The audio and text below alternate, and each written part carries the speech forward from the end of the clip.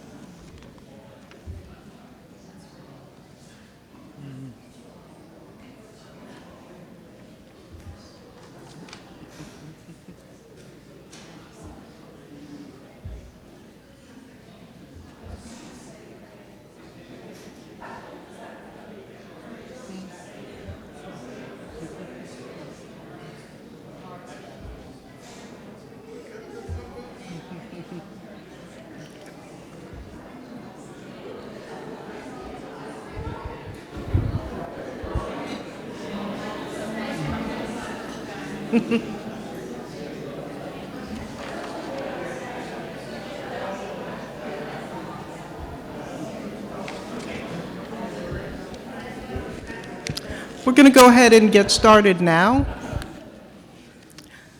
Good evening, everyone. My name is Dr. Jennifer Berenson, and I am chair of the Department of Religion and Philosophy at Roanoke College. Roanoke College is excited to host this weekend's symposium, which will explore the religious rationale for reparations to the Black community in the United States in response to the historical and ongoing theft of their labor, wealth, and dignity. This question demands our attention as a robust response to the injustices of the past and their surviving effects today will be our only path forward to a more just future for us all. Over the last 18 months, I've had the pleasure of getting to know the Reverend Dr. David Jones. In addition to his role as minister at the Williams Memorial Baptist Church in Roanoke, an active participant in numerous local advocacy groups, Dr. Jones has spoken on campus on the topics of Black Lives Matter, critical race theory and liberation theology, as well as on Christian nationalism. He is an adjunct lecturer at Roanoke College, currently teaching a course entitled Liberating Theologies. In September, Dr. Jones approached me on the behalf of the Roanoke Reparations Group to inquire if Roanoke College would be willing to host a symposium they were organizing. Given the college's commitment to speaking the truth about its own history of complicity with slavery and the interfaith and justice interests of our religious studies and philosophy programs, I was happy to have our department be a partner in this event. Others at the college were equally eager to lend their generous support, including the Departments of Public Affairs, the Department of Sociology and Public Health Studies, the Peace and Justice Concentration, the Center for Studying Structures of Race, and the Office of Community Diversity and Inclusion. I want to express my thanks to these co-sponsors, and on behalf of all of us, welcome you to Roanoke College. I also want to acknowledge the excellent logistical work of my administrative assistant, Ms. Gabrielle DeRusha, who paid meticulous attention to details that make events run smoothly, and I'm very grateful for that. So I will now turn the stage over to Reverend Dr. David Jones, who will introduce our speaker for the evening. Thank you.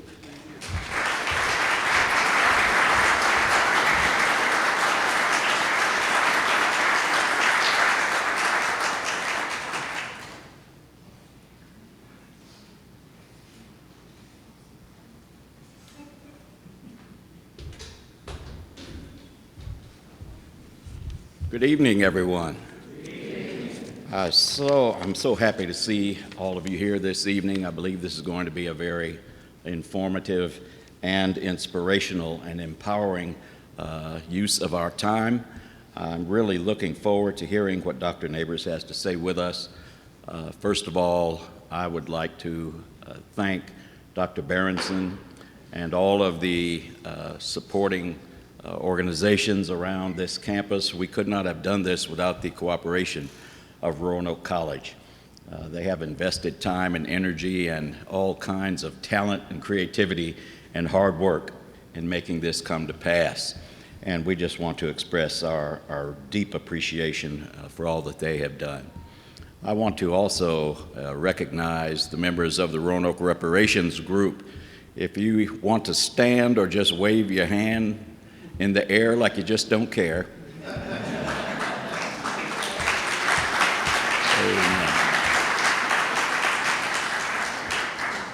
You won't find a more dedicated, committed group of people and a fun group of people to work with. Their spirit and their willingness to try to make a difference really inspires me. We're in for a treat this evening. Charles Height and I had the pleasure of taking Dr. Nabors around our beautiful Roanoke Valley, showing him the city and the surrounding area, took him up on Mill Mountain, and he was just blown away by that view. Coming from the very flat lands around the Chicagoland area, he really appreciated our wonderful mountains. He also appreciated the weather that we've enjoyed and thanked us for praying for him in advance. They're expecting about 4 or 5 inches or more of snow tomorrow in Chicago. But he has an extensive biography, but I want to give him his just desserts. This his first time visiting with us, and I hope it will not be his last. The Reverend Dr. Michael C.R. Nabors is senior pastor of the historic Second Baptist Church in Evanston, Illinois. The 139-year-old church is one of the oldest African-American congregations on the North Shore. Since arriving at Second Baptist, Dr. Nabors has sought to continue leading the church in its historical role as a trumpeter for Christ and as a social justice advocate in Evanston and Metro Chicago. Recently, Second Baptist Church has become a leading faith center in America in facilitating race talk solidarity circles in local communities. Dr. Nabors teaches homiletics and qualitative research and theological writing at Garrett Evangelical Theological Seminary in Evanston, Illinois. He served as director of the Master of Divinity and Student Life programs at Ecumenical Theological Seminary in Detroit, where he was professor of homiletics and African American religious history. He has taught at Ashland Theological Seminary, Calvin Theological Seminary, and Mary Grove College. I thought I was busy. Dr. Nabors also earned an undergraduate degree in English and creative writing at Western Michigan University in Kalamazoo, Michigan, the Master of Divinity with an emphasis in systematic theology, and the Master of Theology with an emphasis in ethics at Princeton Theological Seminary in Princeton, New Jersey, and the Doctor of Ministry, focusing on African American preaching at United Theological Seminary in Dayton, Ohio. He has been both a Samuel DeWitt Proctor and Benjamin E. Mays Fellow. He was also a fellow in the Sustaining Pastoral Excellence Lilly Endowment Program, as well as a fellow in the Pastor Theologian Lilly Endowment Program. Since 2019, Dr. Nabors has been part of the steering committee for Evanston Reparations, the first municipal reparations program in the United States, allocating $10 million to Black Evanstonians to repair historical damages due to racism. He has received over 100 community, church, and ministry awards for leadership and service in New Jersey, Michigan, and Illinois. Before leaving Princeton, New Jersey, the mayor and city council commemorated his leadership by naming October 12th Dr. Michael Nabors Day. He also served as president of the Princeton and Trenton, New Jersey branches of the NAACP and is currently in his third term as president of the Evanston North Shore branch of the NAACP. A highly regarded speaker, preacher, and lecturer, he has been invited to address universities, seminaries, high schools, community organizations, churches, religious conventions, and symposiums throughout the United States. We are in for a treat this evening. Let us welcome him with a good Roanoke College, Roanoke Valley, Salem, Virginia welcome, Dr. Michael Nabors.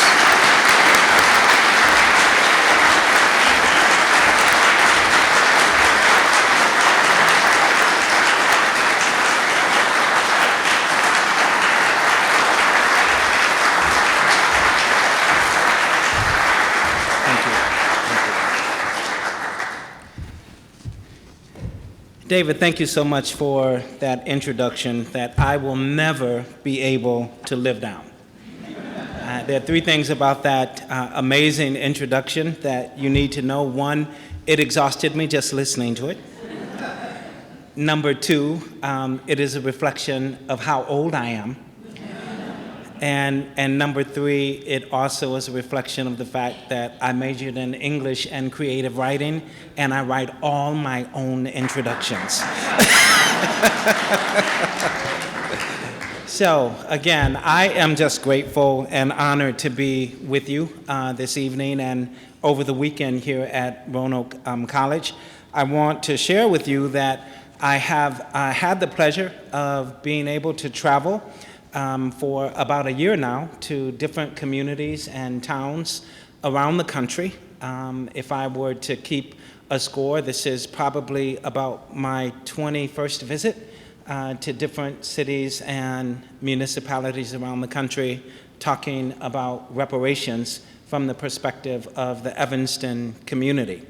And a little caveat, which I think is absolutely hilarious, my 13-year-old daughter, you know, 13-year-olds don't like to do very much with parents at all.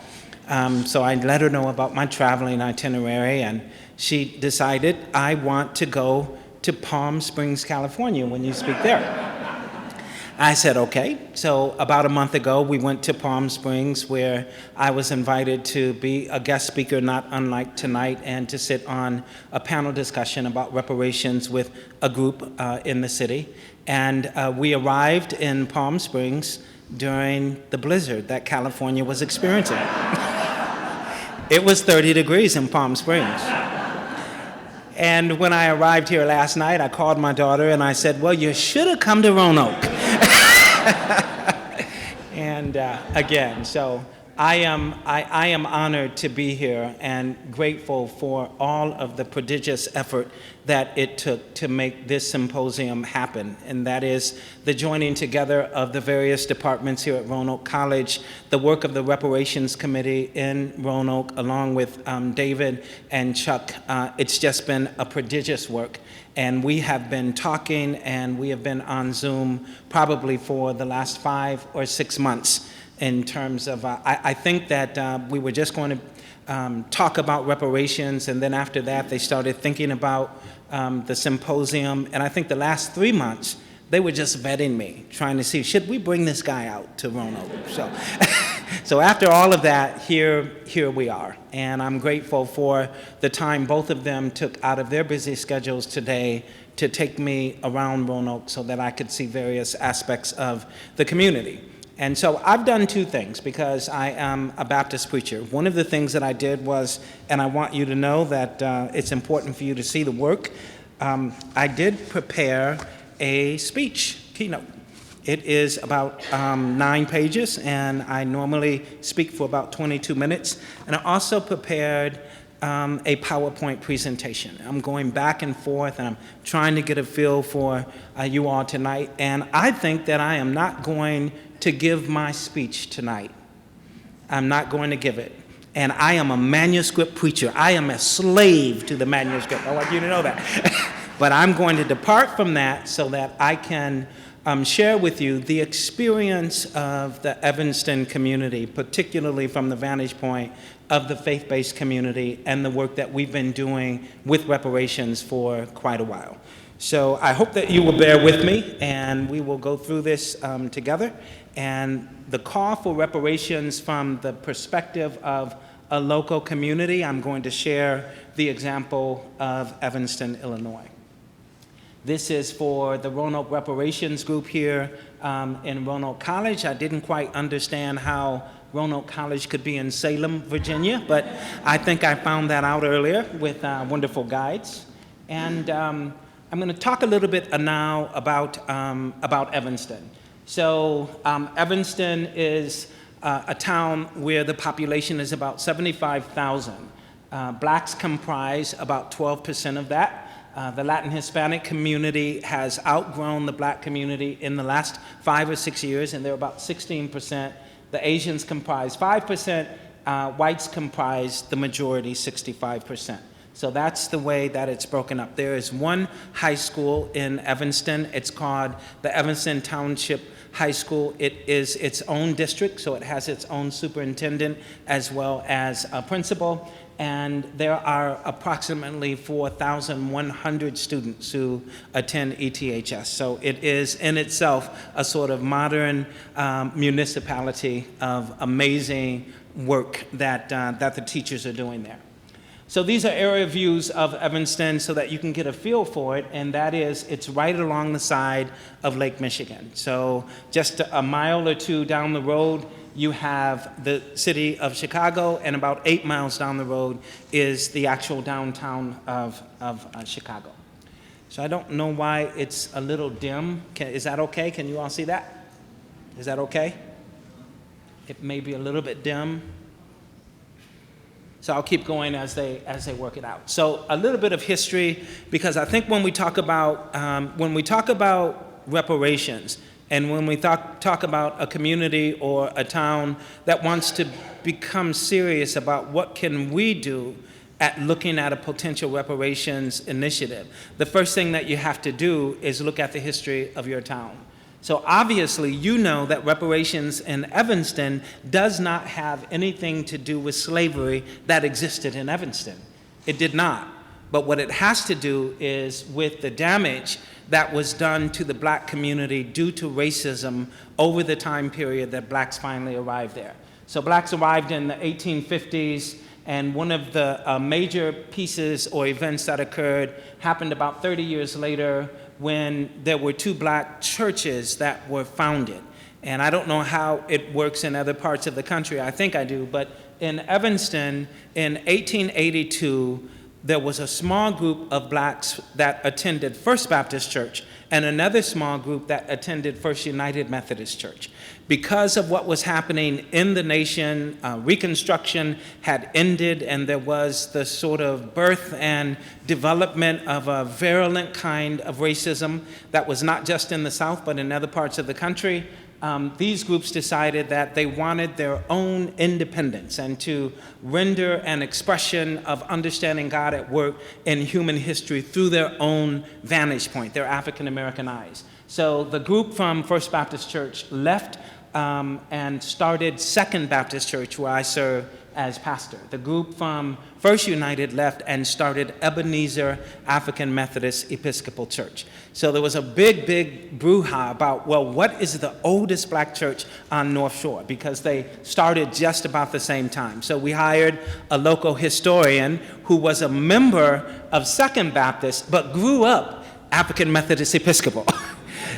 And so he did his research, and lo and behold, we found out that they started their church 2 weeks before Second Baptist started its church. Yes, thank you. Shift it to, it's not on presentation mode. Are you doing it from the internet? Yeah, it's just an email. It's an email. Yeah. Oh. So, yeah. Okay, then you Okay. Okay, that's fine. All right, thank you. Okay. So the number of blacks began to grow after the 1850s, and by 1900, there was a strong and permanent black community that lived in Evanston. Now, interestingly enough, during that time, blacks did not live in a certain part of the city. They lived all over the city of Evanston. It was small, it wasn't large. Wherever people lived, there would be a black family here and there. It wasn't until property value began to rise along Lake Michigan, that blacks who lived in certain areas were moved to the furthest part west of the city, which is the farthest part away from the lake. And so that is a problem in terms of real estate injustice and all of that. And what would happen is if blacks did not willingly move, their homes would simply be bulldozed and destroyed, and they had to leave. A very similar story happened in Palm Springs as well. And so the Fifth Ward wound up being the place where the majority of blacks were relocated. It was the area, it was the dumping ground. It was a small river that ran down into the Chicago River. So they were living along the area that was the least desirable for the entire city. The first black churches, again, were founded when Negro or colored members from the churches wanted their own independence. And here are pictures of the sort of traditional church to the left, First United Methodist Church. That picture doesn't do it justice. It really is huge. It's very, very large. And it was built in the 1860s, and much of the frame of the building remains the same. The one next to it is the Ebenezer Church that came out of First United.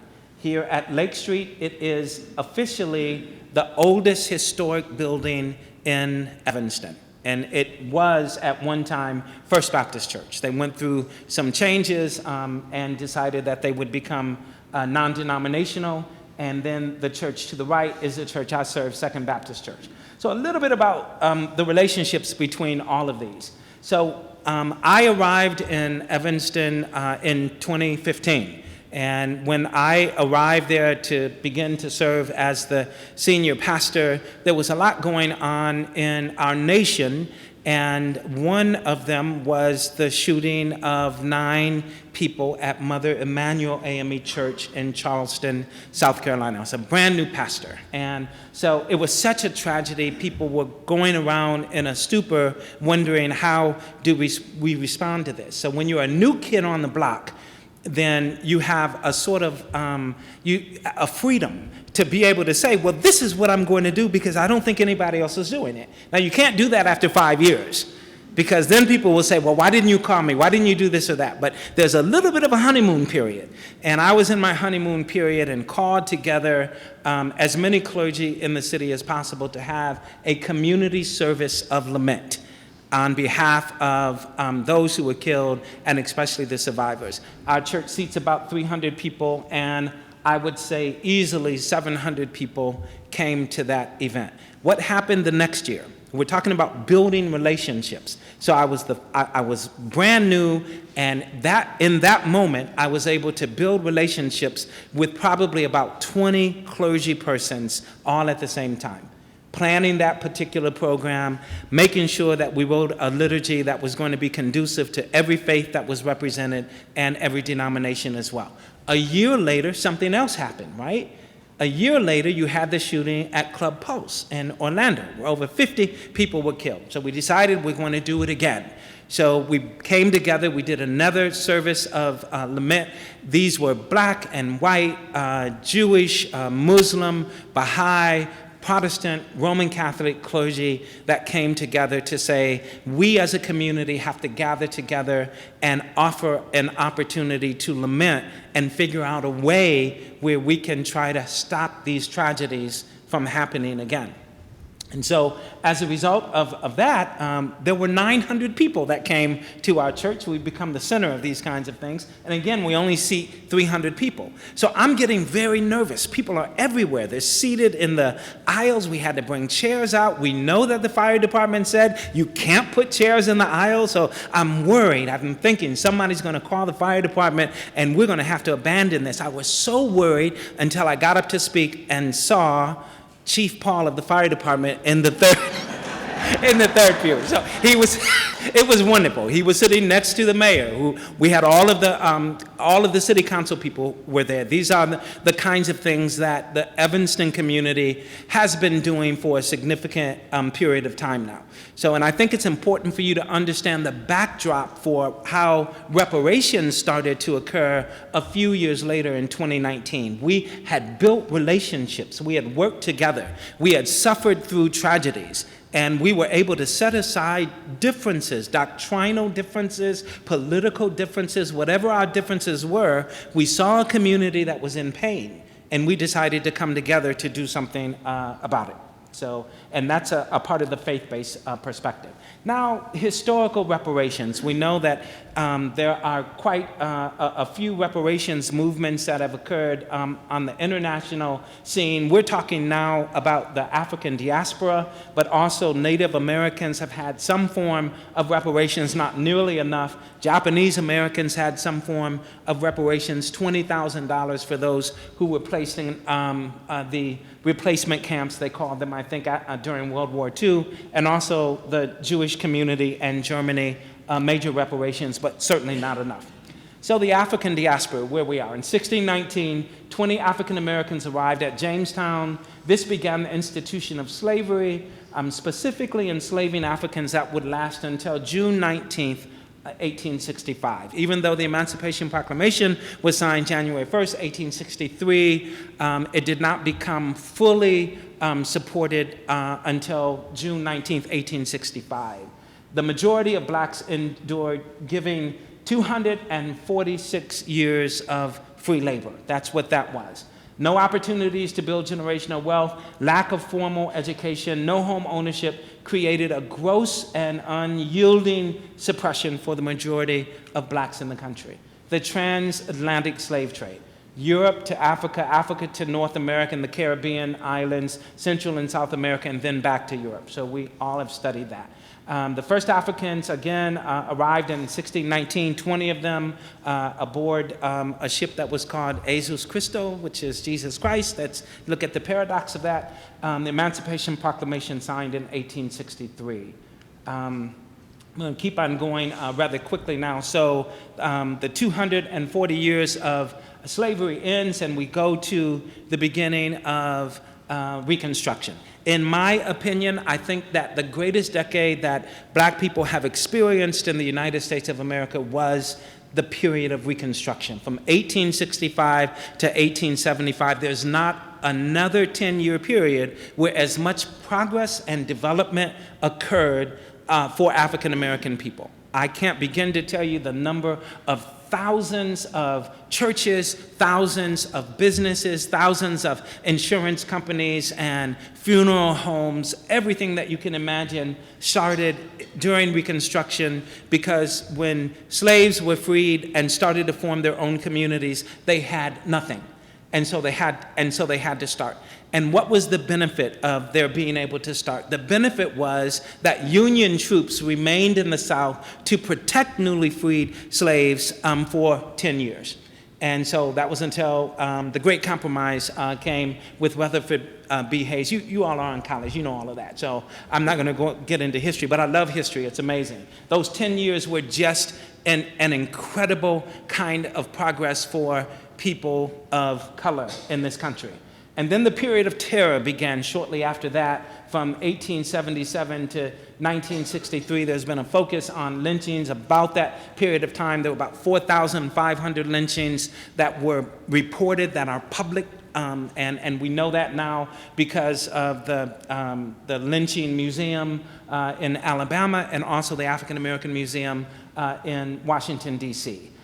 Those are only the reported lynchings. Those are the only ones that were public. Certainly there were hundreds more. And so then 1964 to 2022, we're talking about forms of oppression and suppression that are identified as a result of racism, housing, voter suppression, systemic racism, law enforcement, education, employment, and more.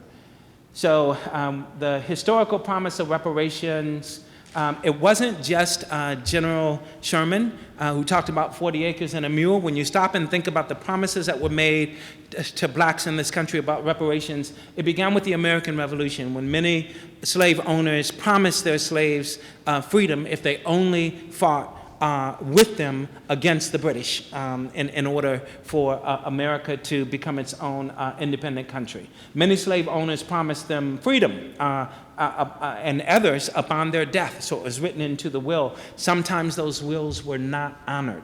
So even if a slave master decided, I'm going to write in my will, I'm going to free you, it depended on that family, it depended on that community, whether or not that will was going to be honored.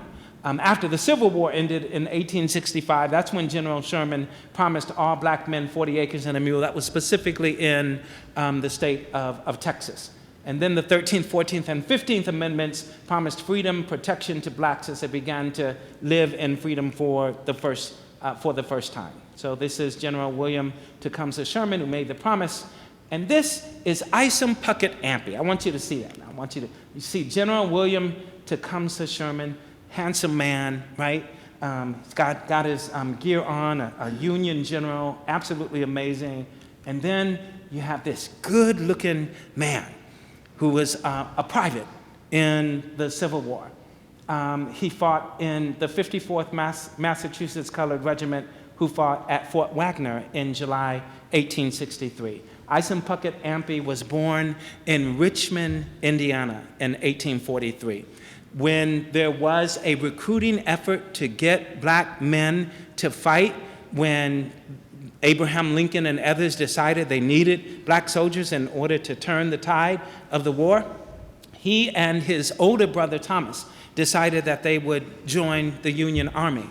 But in Indiana at that time, there were no Negro regiments. So they heard that a Colonel Robert Shaw from Boston was starting a regiment in Massachusetts. And so they walked, you gotta get this now, from Richmond, Indiana, all the way to Boston so that they could sign up for the 54th. They became members of the 54th in March of 1863. In July of 1863, that's when the Battle of Fort Wagner took place. A movie was made of that battle that starred Denzel Washington called Glory. I don't know if you've ever seen that, but an absolutely amazing movie. And he and his brother were on the front lines. His brother Thomas was killed in battle. Isom stayed in the Army until the war was over in 1865, and then he moved to southwestern Michigan, where he settled in Goebbelsville, which is not very far from a place called Kalamazoo.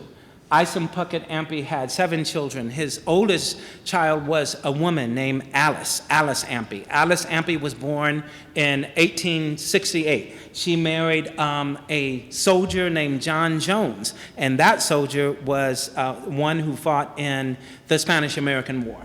And so John Jones and Alice Ampey had one child. Her name was Hilda Jones. I want you to remember this. Stories are good, right? Stories are really good. So Hilda Jones was born in 1888. And in 1888, Hilda Jones was born on the farm in Goebbelsville. That's where Isom would become a farmer, and he died in 1905. Hilda then went on to marry a man named Alfred Whaling, who was born in North Buxton, Canada. That was a free settlement for blacks who had run away during slavery to Canada. And Alfred moved with his family from North Buxton to the Kalamazoo area, where he met Hilda, and they were married. In 1919, Hilda and Alfred had their 3rd child, Kathleen Whaling. And Kathleen Whaling went on to marry a fellow named Clarence in 1939, and they had 9 children, and the 9th child was named Michael Charles Ramon Nabors.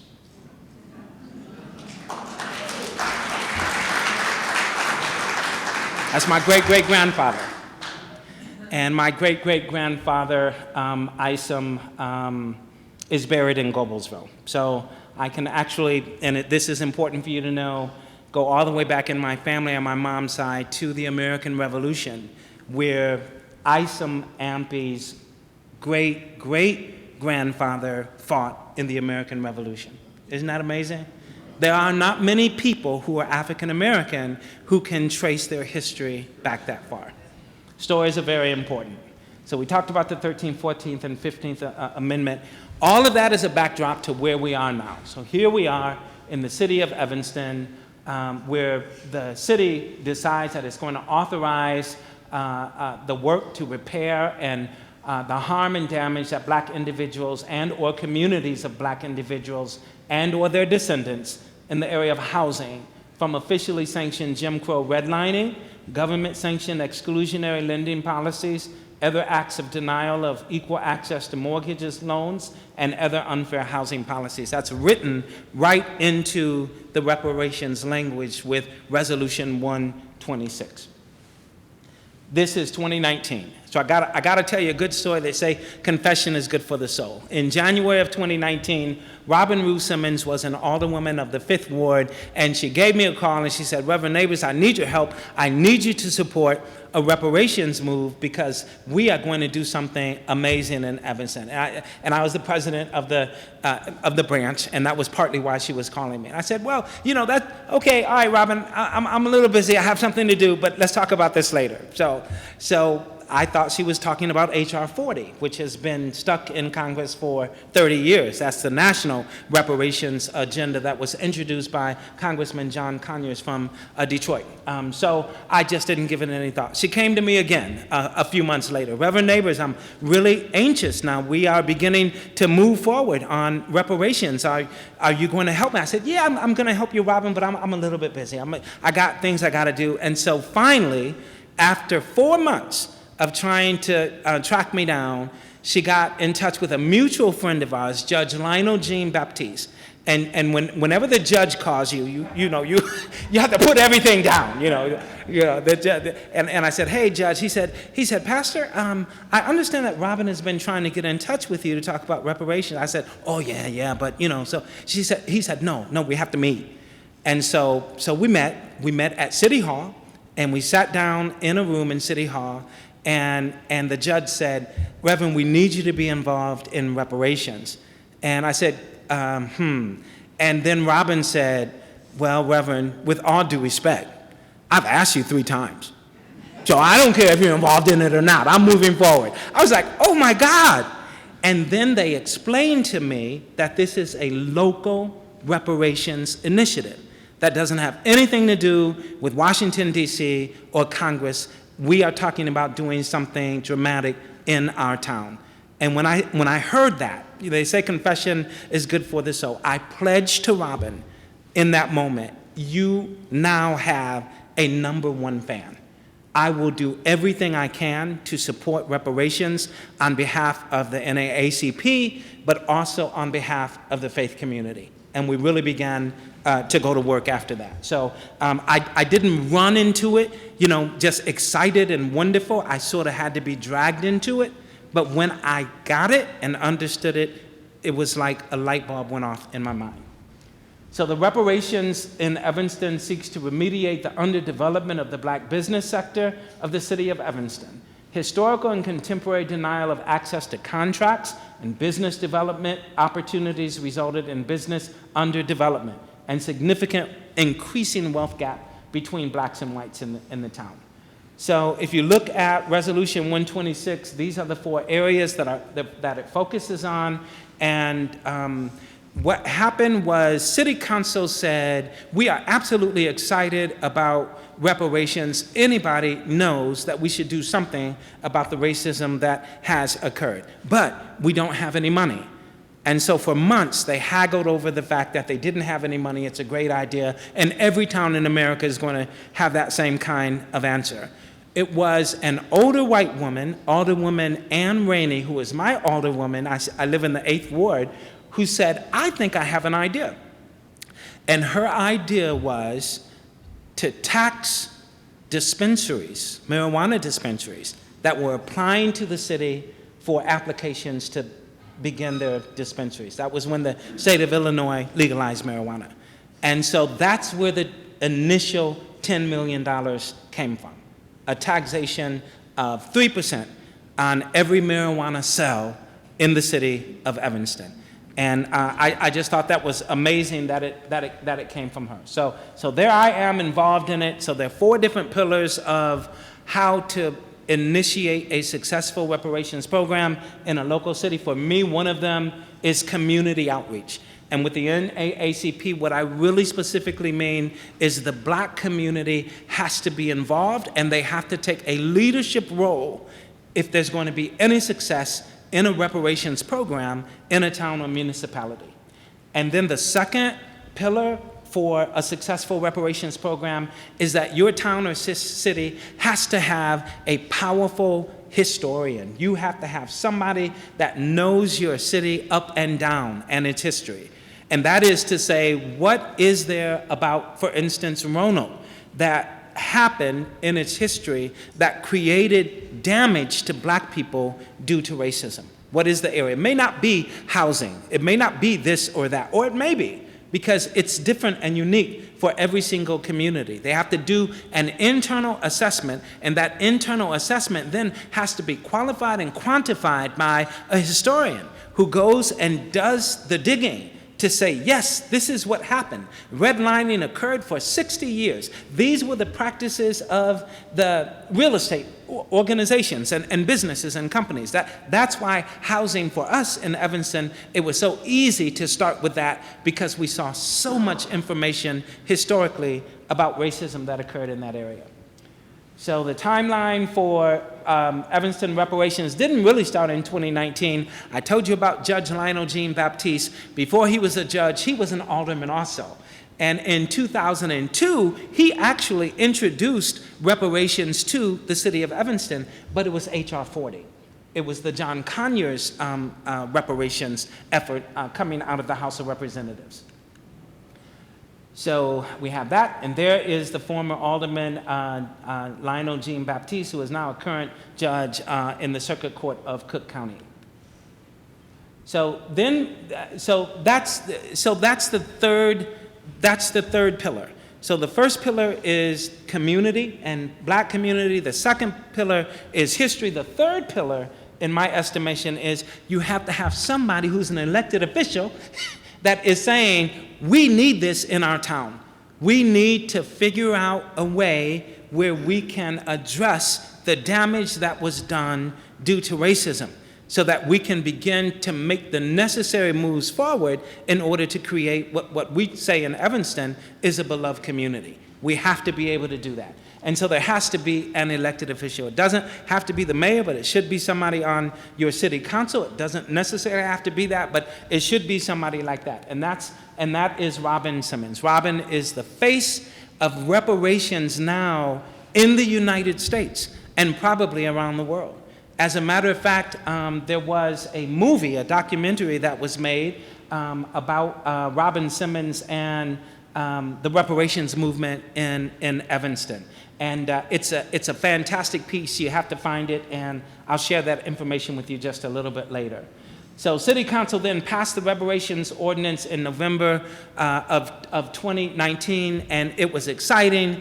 We had a wonderful town hall meeting. The actor Danny Glover, who is a social justice advocate, came in and was the keynote speaker. We had thousands of people there, and we literally had media from 100 different areas, both in the country and the world.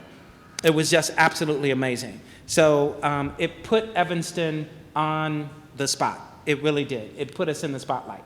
So that is part of the city council that made it happen. The town hall meeting occurred at the First Church of God. These are some of the leaders of our movement in that particular town hall meeting. And then in January 2020, we've got the money, we've got the okay from the city. Now we have to begin to get input from the community about how that money is going to be spent. So that was up to me, because I was the community person.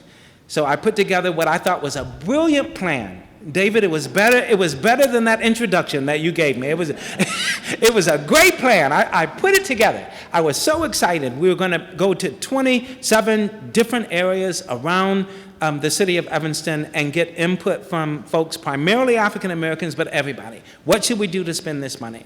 So we were so excited about that, and we were going to start March 30th, 2020. March 15th, the whole world shut down, including Evanston, because of COVID. It literally shut down. It stopped what we were doing. It stopped the progress that we were making. We did not yet know about the efficacy and efficiency of Zoom. We didn't know about how we would be able to communicate with folks. And what happened was most of us had our own jobs. And so we had to figure out how are we going to be able to survive as a pastor, okay? You know, our folks aren't coming to church anymore. What are we going to do? We were fortunate to have live stream, but we had to enhance that 100% in order to move forward. Then we had to help other people as well. So it got put on hold, it did. And the city came back to us. The city came back to us and they said, well, we think that this pandemic is so bad that we need to stop the reparations movement and we need to take that money and redirect it for something else. And so there was a small steering group. We had been meeting week in and week out, and Robin Simmons said, that will absolutely destroy what we've been able to accomplish so far. We can't do it.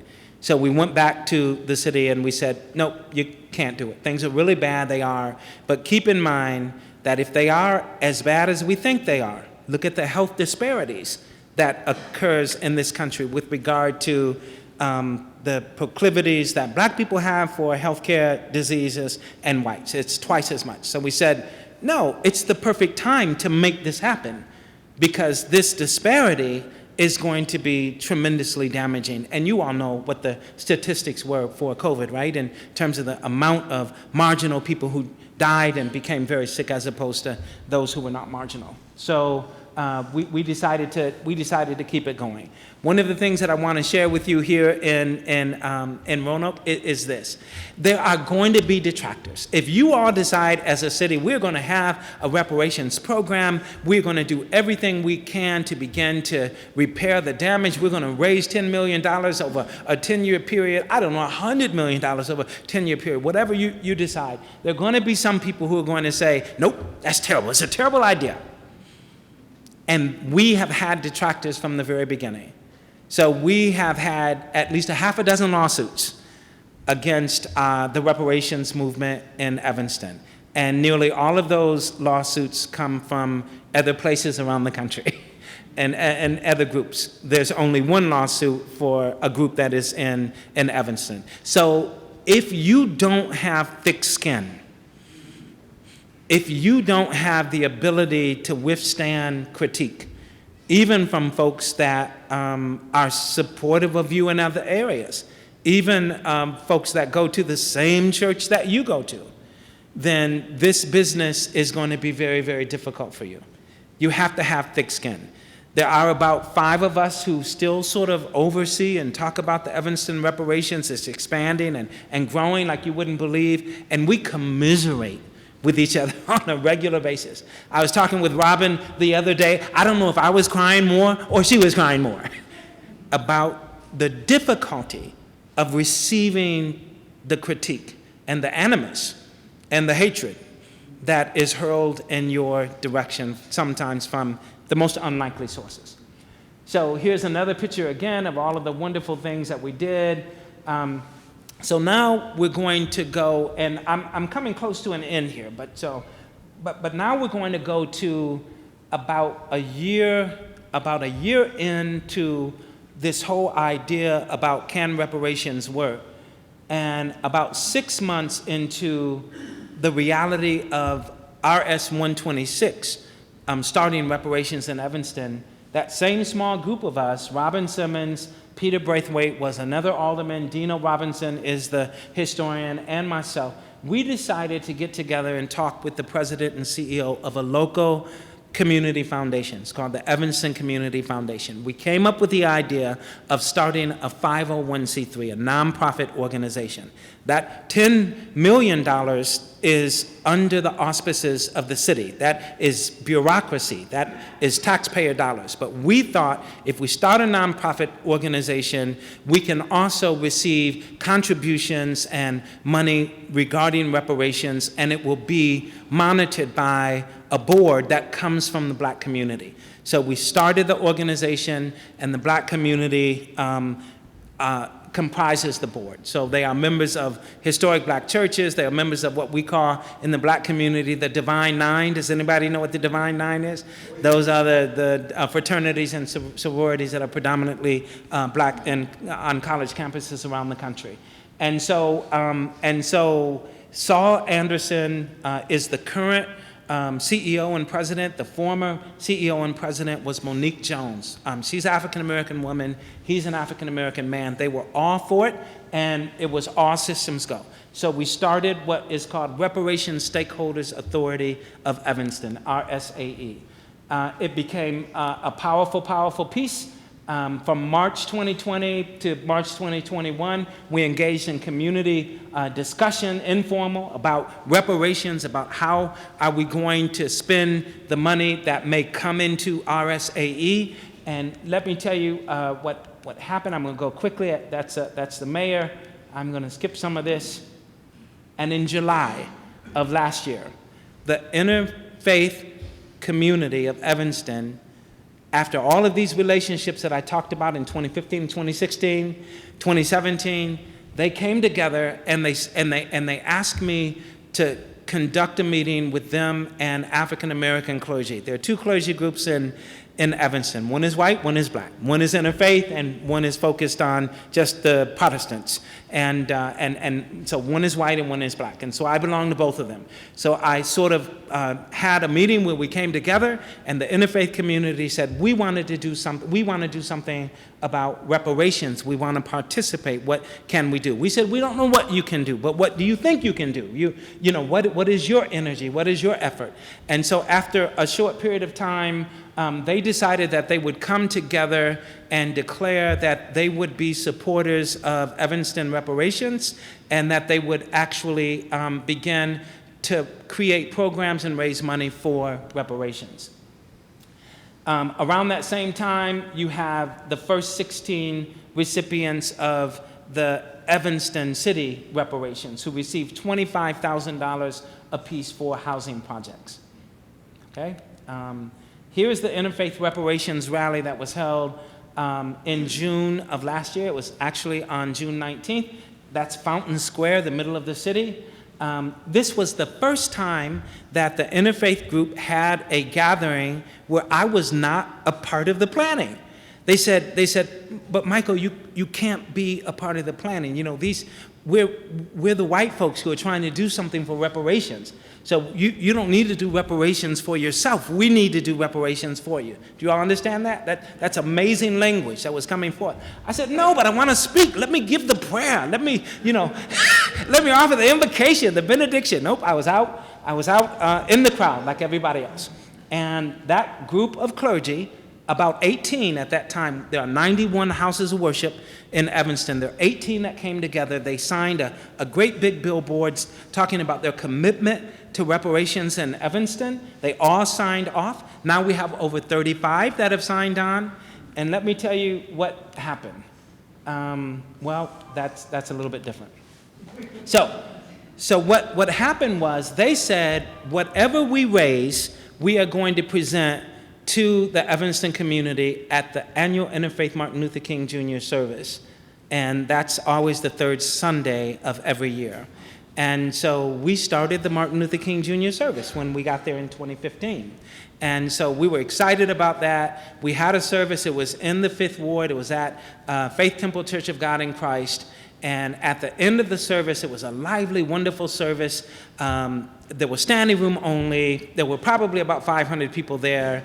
One of the members of the interfaith community came forward and said, the interfaith community would like to present $942,000 to the Reparations Stakeholders Authority of Evanston, and $100,000 is going to the United Negro College Fund, and the rest of it is going to the reparations movement.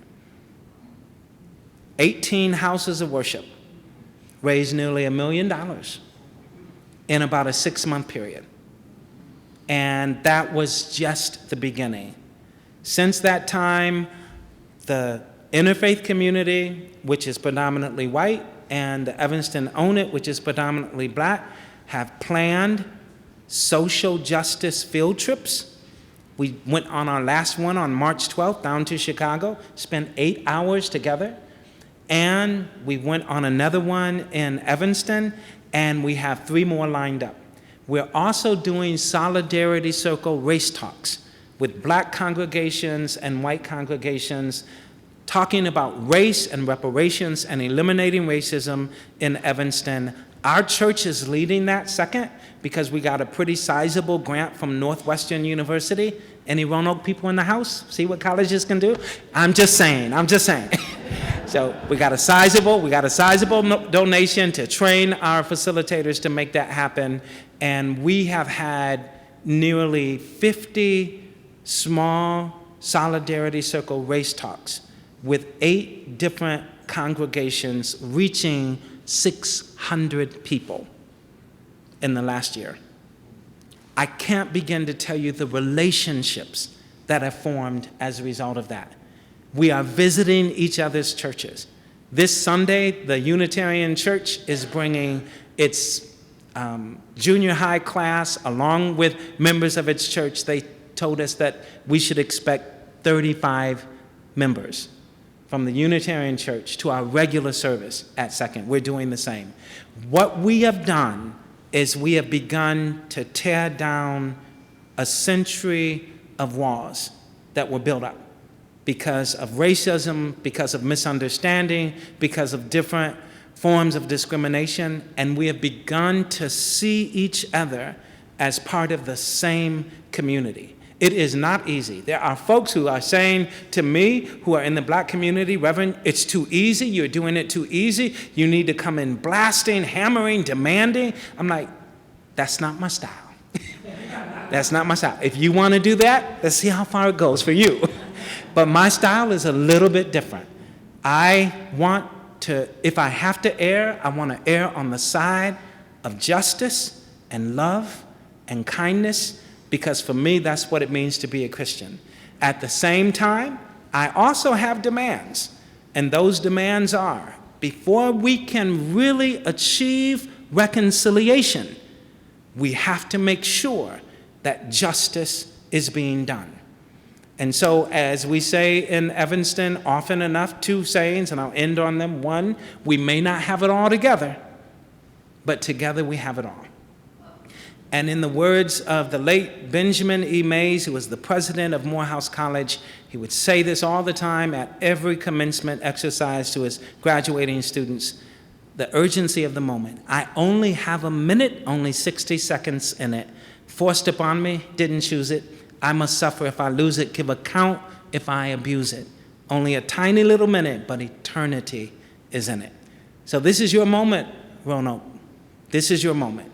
What you gonna do? Thank you.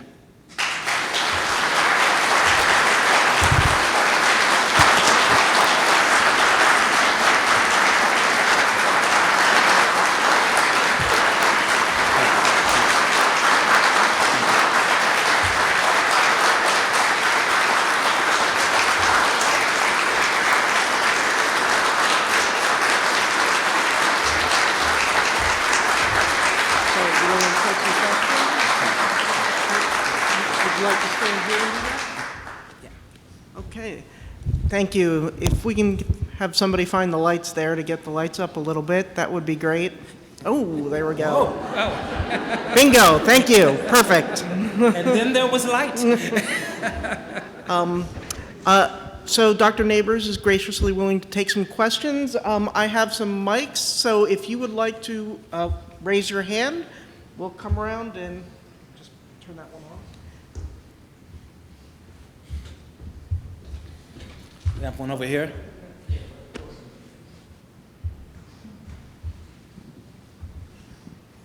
Good evening, everyone.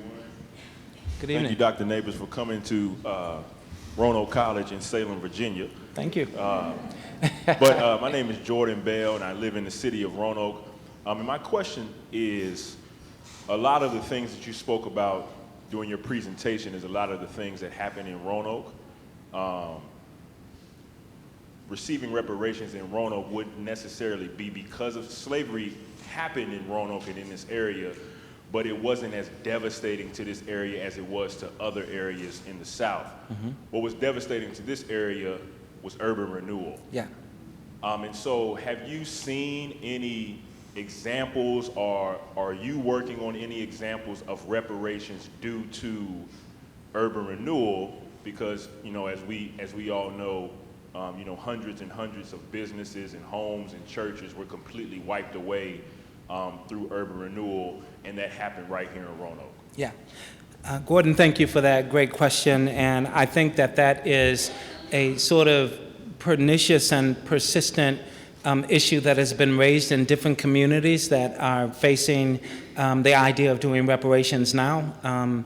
I told you I was in Palm Springs a few weeks ago, and the folks who are there fighting for a reparations movement are doing it under the umbrella of Section 14.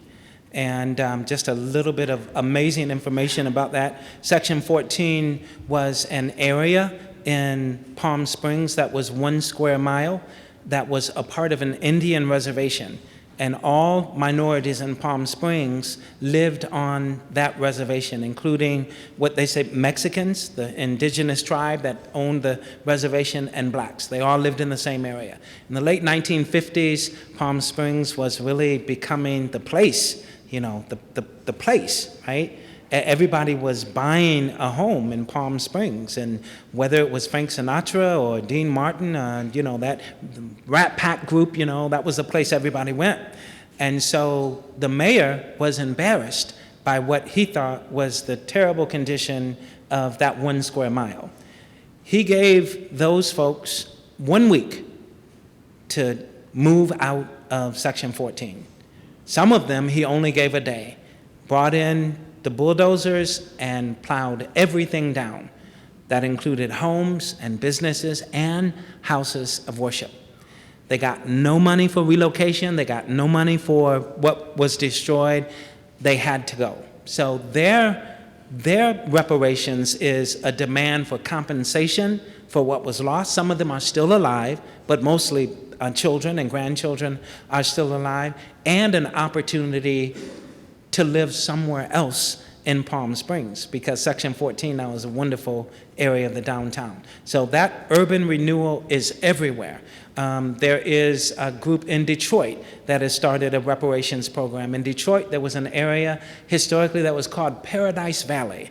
And Paradise Valley was on the east side of Detroit, and that's where all of the blacks who were moving up from the South after World War II lived. They lived in Paradise Valley. It was filled with businesses. It was filled with a lively Saturday night group. They had nightclubs, you know, and that sort of thing. They had churches. Everybody was there. Main Street was called Hastings Street. Well, in order for highways to be built that went into the downtown area, they built those highways right through Paradise Valley. And the entire area was destroyed. So the reparations effort there is to try to figure out how the city can reckon with its past for being responsible for that, and to find another area in Detroit where there can be a sort of new Paradise Valley. In the city of Chicago, the same thing. Anybody ever dared drive the Dan Ryan in Chicago? You know, it is that main highway that goes right through the city. Well, when that highway was built, guess where it was built? It went straight through a black neighborhood when it was built, making it easy for those who moved to the suburbs to come in and out of the city without having to get off the highway. And then one time they got off the highways when they got downtown to park. And so there are issues like that everywhere. So when you talk about Roanoke, what I know, not nearly as much as you, is I know about Gainsborough, and I know about that section of Gainsborough, which also was a thriving black neighborhood in Roanoke, that had black businesses and black homes. There was a black hotel that was there during the time when black entertainers were not allowed to stay at any other hotel. They could stay at that one. Roanoke also had a black hospital because blacks were not allowed to enter into the white hospital. And as a matter of fact, you all probably know the story. I think it's amazing. There was one doctor who had a gallbladder issue many years ago and wound up dying, a doctor, black, because he had to find a way to go all the way to Washington, D.C. to have gallbladder surgery, which is a simple surgery he could have had right here, but they wouldn't allow him because he was black, even though he's a doctor. That's damage done due to racism. And so the question that the city has to ask itself is how can we make up for, at least try to make up for that damage that was done? And let me say this, because some of you may be saying, well, it's just impossible, we don't have the money. Let me say this, there's not enough money in the mint to make up for the damage that was done due to racism.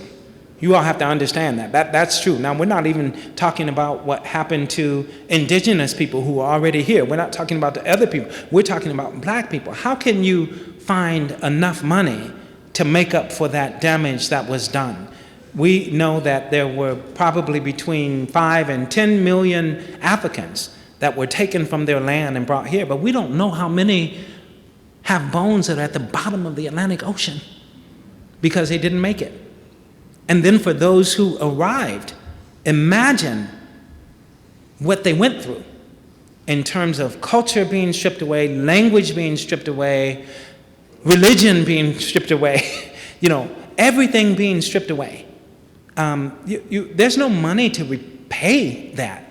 What we're trying to do is figure out a way where we can reckon with what has been done. And I think that's the first step. So what has been really especially moving for me in Evanston is the fact that the interfaith community has accepted responsibility for much of the racism that occurred in the past. And that's a big deal because a lot of people in churches say, well, we're just a church. We didn't have anything to do with that. We didn't do this, we didn't do that. But I'm like, wait a minute. But you were there when the racism was going on. You were in the city when redlining was occurring. You were in the city receiving services from the city because of where your church was strategically located that other black churches were not receiving. So you may not have been willingly or knowingly engaging in acts of racism, but you were benefiting from a system that was unjust. And so how can we even the playing ground? How can we figure out a way where blacks who suffered all of that can end up finding opportunities to level the playing ground? And I want to give you an example. I know there are more questions, but I think we have until 8:30. So I was born and raised in Kalamazoo. This is what I think is the greatest reparations program ever. About 10 years ago or 12 years ago in Kalamazoo, a group of folks, saw that the city was losing its population. And so a group of wealthy people came together and they created the Kalamazoo Promise. And the Kalamazoo Promise is an organization which is now a foundation that guarantees a college education for every single kid graduating from the two public high schools in Kalamazoo.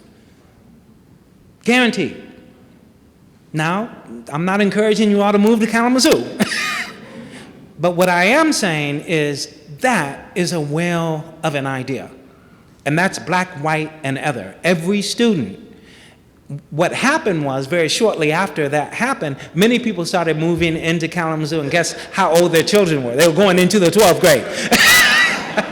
So they had to readjust. They had to figure it out. And what they did is for the children that go all the way through the system, kindergarten through 12th grade, and I think maybe even starting at 4th or 5th grade, they do receive a full college education if they choose a public or state university in Michigan. And Michigan is full of them. University of Michigan, Michigan State, Central Michigan, Western Michigan, Eastern Michigan, Wayne State. There are dozens of them. So that has been a remarkable program. Wouldn't it be great if reparation programs around the country could also figure out a way to put all children through college at no expense? And of course, I may be in the wrong place saying that, because college professors, they have to get paid. I don't know how it works, but I know that in that small community, which is about the size of Evanston, about 75 or 80,000, it has been working for about 10 or 12 years.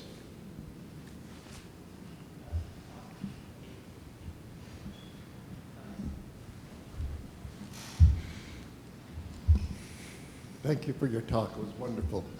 My question to you is it possible for white people to do the work of reparations without claiming some ownership for the history and the reality of it?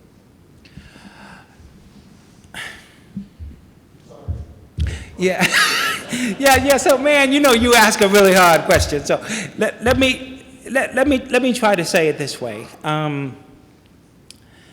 If there are white people with hearts of altruism and philanthropy, and they want to write a check and say, whatever reparations you're doing, I want to give to that.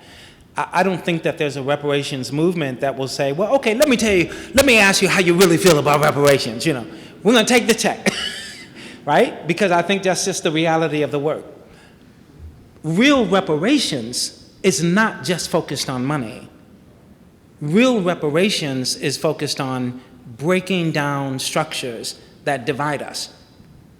And in my estimation, I think your question is absolutely spot on, because I think the success of any reparations program is a change of heart. It is a reckoning, that this is a problem that has been in our country. I'm complicit in it, whether I did anything or not. I may be taking advantage of it in ways that I didn't know. And then to me, that's the first step of then saying, let's build relationship. And let's break bread together. Let's go out together. Let's worship together. You don't have to just worship. The nation we're in is becoming increasingly not a worshiping nation. So if you don't worship, go ride your bike together. I don't know. Whatever you do something together to create relationship, because relationship creates friendship, and we begin to know each other in a different way. The beauty of Evanston, again, for me, when I arrived there, I have to admit I knew nothing about the Baha'is. The Baha'i invited me over to dinner. I learned everything about the Baha'i. They have 7 different temples around the world, and one of them happens to be right in Evanston's backyard. So I learned a lot about that. I had my first Seder meal at a rabbi's place, and it was so impressive, and we grew so close that a year later, she actually invited me to preach at their high and holy day, which is just incredible. Who does that? I'm a Baptist, And I did preach from the Old Testament. I didn't preach from the New Testament. I got a little education, Yeah.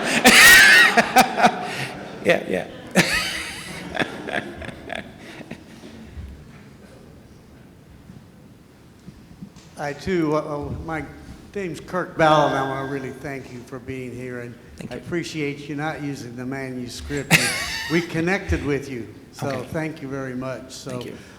Just real quick here, this gentleman here just stood up, Jordan Bell. I don't know if you know, but he is really doing a favor, a service to all of us, because he is sharing the history of Gainsborough with many, many people in this community that didn't know about it. That's right. Great.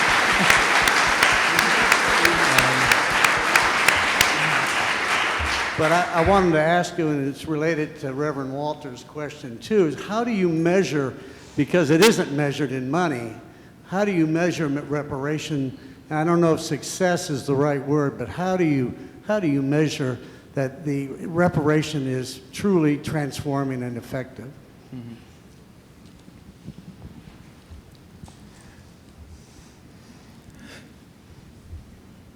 So first of all, I think that whatever measuring instrument you use is going to have to be tempered by time. You know, if you start a reparations movement, you're not going to measure its success a week later or a month later. There has to be a time frame. But depending on what your reparations initiative is focused on, if your reparations initiative is focused on education and finding a way to reduce the academic disparity gap between black students and white students, then the measure of that is going to be easy. After a certain period of time, or year or two, that academic disparity gap is going to close. And at some point, we hope it's going to end. For us in Evanston, one way of measuring the success of the first part of our reparations program is looking at how to stop the outmigration of blacks from Evanston, because it has become an increasingly expensive place to live. The average home in Evanston now is about $650,000. Yeah, and that's an average home. I'm talking about maybe 3 bedrooms and maybe 2,200 square feet. And because when the Chicago area, kiss your yard goodbye. You know, we live right next to each other, you know. And so if we are focused on trying to repair the damage due to housing, we have to figure out a way where we can work with developers to build new housing. And because it's only 8 square miles and just about every parcel of land is taken, that building is going up. We're looking at 20 stories. We're looking at building condominiums and apartments and townhouses that are going up. And that's what we're beginning to do. We're working with developers now on how we can do significant high rises that are upscale and first class. So what we have in Evanston, and you probably have it here in Roanoke, but you may not know it. This is my NAACP hat. If a developer decides that they want to build a housing development, if they build 50, then 10 of them have to be affordable housing units. So that's just about everywhere in the country. So we're trying to even increase that number to make sure that the minority base in Evanston remains the same. People in Evanston say all the time, I've been there 8 years, the reason why I moved to Evanston is because it is the most diverse and wonderfully inclusive place in the United States of America. And it's so progressive. And I'm like, so when I moved here, there were 16,000 blacks, and now there are 12,000 blacks. So your idea of diversity is somehow being hampered by the reality of what we see diminishing in the community. So that's a great point, though. Yeah. How do you measure it? How do you measure success? Well, thank you very much.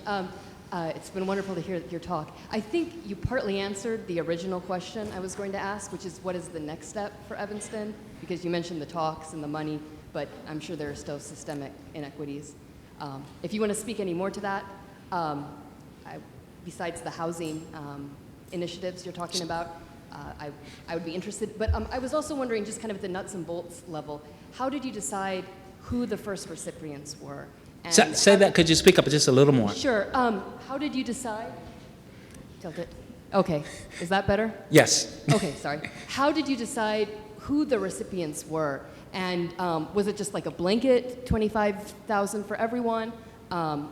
Is there kind of what considerations did you take in for that? Oh, okay, so the last part of your question is that we had an application process that was being done through the city. Remember, that money is city money, so they created an application process, and part of that application meant that you had to show how your family had been discriminated against with regard to housing going back to 1929. So the city didn't do that and just put that out there, but then they provided researchers and university students to help you do the work in terms of going into the records and the microfiche, of the city to figure that out. So that, and then I think that there were 120 applicants who qualified for that first round, which was $400,000. Remember, that's only 4% of the $10 million overall. And the city decided that it would have a sort of lottery for the 120 because they knew that they were going to give 400,000. So that's how the 16 were selected. Yeah, and they all happened to be senior citizens, so it was just, when they were selected, it was just absolutely amazing. And it has not been easy, it's been difficult. So 14 of them got the $25,000, and doing what they're doing, they're renovating or paying down on their mortgage or whatever they want to do with it, right? But there were 2 who were in apartments and they are in their 80s. And they're like, we're not renovating anything. So the city had to come back together, and the subcommittee appointed by the mayor to oversee reparations decided to give them $25,000 cash payouts, the 2. And that worked very well. But the naysayers regarding reparations, they are arguing, well, that should be the case for everybody. Where's my $25,000? So that's a part of what we're struggling with as well. So good question. Have you spent any of your faith-based reparations money, and if so, how? We have, the board decided that we would not work on how we're going to distribute that money until we raised a certain amount, and that was to raise $1 million. So we've just crossed over the $1 million mark, and so now the board is having a series of community meetings to get input from the community about how that money should be distributed. So we're getting ideas from the community, and I have my own ideas, but everybody on the board does as well. And I tell you, I'm the president of a few boards, and they wanted to make me president of RSA, and I said, I can't be the president, so they made me a treasurer. Now, what Baptist pastor do you know is the treasurer of anything, I'm like, oh my God, it's a lot of work being a treasurer, It's just too much. It's too much. So what my idea would be is we have, I think we have 21 black churches in Evanston. It's not just African American. Some are Jamaican, some are Belize, Haitian. And my thought is let's give them a grant. Let's give them a grant to do whatever work that they're doing in their community and in their neighborhood. So I don't know whether that will work or not, but I would love to be able to give block grants, sort of like the city sometimes has neighborhood block grants. And they would have to apply, we'd have to have some criteria, right? But let's give them to houses of worship, let's give them to black organizations, and let's spread that around. But I don't know if other people on the board will think that's a good idea, and I don't know whether or not the community will think it's a good idea either. So what we've learned is if we don't get the community involved in terms of coming up with ideas, they're going to shoot down every idea that we come up with ourselves. I had a follow-up question. You were talking about the issue of affordable housing in Evanston. So definition of affordable housing is 30% of your income is being used to pay for rent or housing or whatever. So if the average is 450, or you said 450,000 for a house, 3-bedroom, is that affordable? And I think the issue isn't necessarily whether it's affordable housing, but whether it's livable housing. Yeah, we are very realistic that the money that is in Evanston reparations now is not really going to help somebody buy a house. If anything, the $25,000 may be helpful toward a down payment, right? In terms of purchasing a home. But even that is a challenge. So our bigger challenge with housing has to do with working with the city and also working with the developers who are coming in and earning a lot of money by building. So that's a big challenge. And it's interesting, I will quickly say that on Monday, we are going to be appearing before the city council because there is a church that is working with the developer to build a new church and to have a 33 affordable housing unit built alongside the church. So they won't have any connection to that. They won't be financially responsible for it. But there are folks who are dead set against that. So the African American clergy and the NAACP have decided to appear at City Council to be supportive. And I would say, I don't know how it works in other places, but whenever you have a lot of people at a City Council meeting, you know, those City Council people, you know, they're like, oh my God, you know, well, okay, we're voting, okay, now on next to the next issue. So it usually works out very well. So we plan on having about 250 people at City Council in a place that normally accommodates only about 60. Yeah. There's power in numbers. Well, thank you all. You have worn me out tonight. Thank you.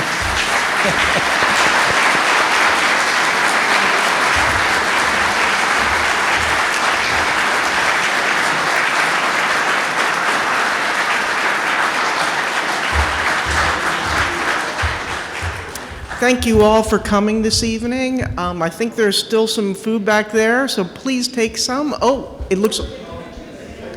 Yes, and please come back tomorrow at 10 o'clock. The panel will start, but there will be some light breakfast starting hopefully around 9:15 tomorrow morning. And if you haven't been able to buy something from our little temporary bookstore outside, they may still be there, but they should be back tomorrow if you'd like to purchase one of the books. So we hope to see you tomorrow at the panel discussion. Thank you very much for coming.